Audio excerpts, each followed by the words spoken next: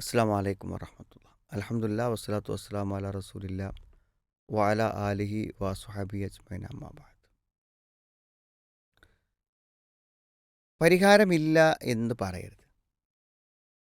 പരിഹാരം നമുക്ക് അറിയില്ല എന്ന് നമുക്ക് പറയാൻ പറ്റും. പരിഹാരമില്ല എന്ന് വിശ്വസിച്ചവരാണ് ആത്മഹത്യ ചെയ്തവരെല്ലാവരും. പക്ഷേ ആത്മഹത്യയെക്കാളും എത്രയോ നല്ല പരിഹാരങ്ങൾ അവിടെ മുമ്പിലുണ്ടായിരുന്നു. അതിലേതെങ്കിലും ഒരു നല്ല പരിഹാരത്തെ തിരഞ്ഞെടുത്താൽ മാത്രം മതി. പക്ഷെ അത് അവർക്ക് ചിന്തിക്കാനും അവരുടെ മനസ്സിലേക്ക് അത് വരുന്നില്ല എന്നുള്ളതാണ് വസ്തുത. ഇപ്പോൾ കഴിഞ്ഞ ദിവസം ഒരു ആത്മഹത്യ നിങ്ങൾ ഒരുപക്ഷെ കേട്ടിട്ടുണ്ടായിരിക്കും. അതായത് അയാളുടെ വയസ്സായ ആൾക്കാരാണ്. അയാളുടെ ഭാര്യയ്ക്ക് എന്ത് ചെയ്തു, മറവി രോഗം വന്നു. അപ്പോൾ മറവി രോഗം വന്നപ്പോൾ സ്വാഭാവികമായിട്ട് എന്താ വെച്ചാൽ അവരെ നോക്കൽ മക്കൾക്ക് ബുദ്ധിമുട്ടാവുമല്ലോ. അപ്പോൾ അയാൾ എന്താ വെച്ചാൽ ഭാര്യനോട് സമ്മതം ചോദിച്ചു, നമുക്ക് മരിക്കാം. അപ്പോൾ ഭാര്യ സമ്മതിച്ചു. അങ്ങനെ ഭാര്യനെ ശ്വാസം മുട്ടിച്ചു കൊന്നു. എന്നിട്ട് പിന്നെ അയാൾ ആത്മഹത്യ ചെയ്തു. അപ്പോൾ ആത്മഹത്യ ചെയ്യുന്നതിന് മുമ്പ് അയാളൊരു കുറിപ്പ് എഴുതി വെച്ചിരുന്നു. അതായത് ഈ അമ്മയ്ക്കിങ്ങനെ മറവി രോഗമായതുകൊണ്ട് മക്കൾക്കൊരു ഭാരമാവാതാക്കാൻ വേണ്ടിയിട്ട് ഞങ്ങൾ പോകുന്നു. നേരത്തെ മെഡിക്കൽ കോളേജിൻ്റെ അടുക്കൽ 2 ഡോക്ടർമാർ ദമ്പതികൾ ആത്മഹത്യ ചെയ്തതും മക്കൾക്ക് ഞങ്ങളൊരു ഭാരമാകണ്ട എന്ന് പറഞ്ഞിട്ടായിരുന്നു. അപ്പോൾ നമ്മളെപ്പോഴും നമ്മുടെ മക്കൾക്ക് ഭാരമാവാതെ നമുക്ക് ജീവിക്കാൻ പറ്റൂലേ? നമ്മുടെ മക്കൾക്ക് ഭാരമാവാതെ നമുക്ക് ജീവിക്കാൻ പറ്റൂലേ? എത്രയോ അവസരങ്ങൾ ആ കാര്യത്തിലുണ്ട്.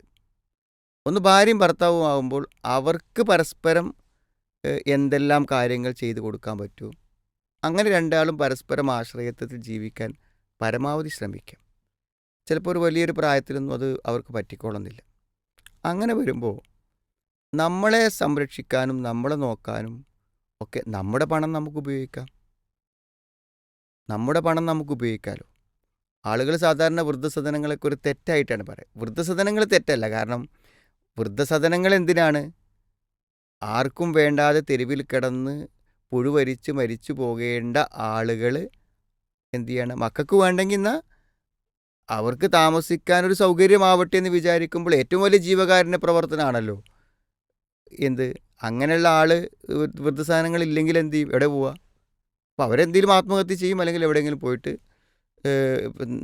അവർ പ്രയാസപ്പെട്ടു പോകും. അതുകൊണ്ട് അവർക്ക് പോകാനൊരു ഇടം, അത് വാപ്പനും ഉമ്മനെയൊക്കെ മക്കളെത്തൊക്കെ നിന്ന് നോക്കാനും എല്ലാ സൗകര്യങ്ങളുള്ള അങ്ങോട്ട് വരില്ലല്ലോ. എവിടെയും കിട്ടാത്ത ആൾക്കാരല്ലേ അങ്ങോട്ടേക്ക് വരുള്ളൂ. അപ്പോൾ അതുകൊണ്ട് അതൊരിടമാണ്. സ്വാഭാവികമായും നമുക്ക് അഭിമാനത്തോടു കൂടെ ജീവിക്കാൻ പറ്റുന്ന ഒരു ഇടമാണ് നമുക്ക് ആലോചിക്കേണ്ടത്. അല്ലെങ്കിൽ നമുക്കൊരു സഹായത്തിന് വേണ്ടി നമുക്ക് പരിചയമുള്ള ഒരാളെ നമ്മൾ നിശ്ചയിച്ചു, അയാൾക്ക് എന്തെങ്കിലും നമ്മൾ കൂലി കൊടുക്കുന്നു.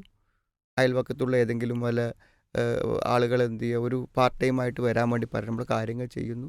അവർക്കതിനുള്ളൊരു പണം നമ്മൾ കൊടുക്കുന്നു. അപ്പോൾ നമ്മുടെ ജീവിതത്തിൽ നമ്മളത്ത് ജീവിക്കാൻ വകയുണ്ടെങ്കിൽ, സമ്പത്തുണ്ടെങ്കിൽ, നമ്മളെ സംബന്ധിച്ചിടത്തോളം പലവിധ പരിഹാരങ്ങളും ഉണ്ട്.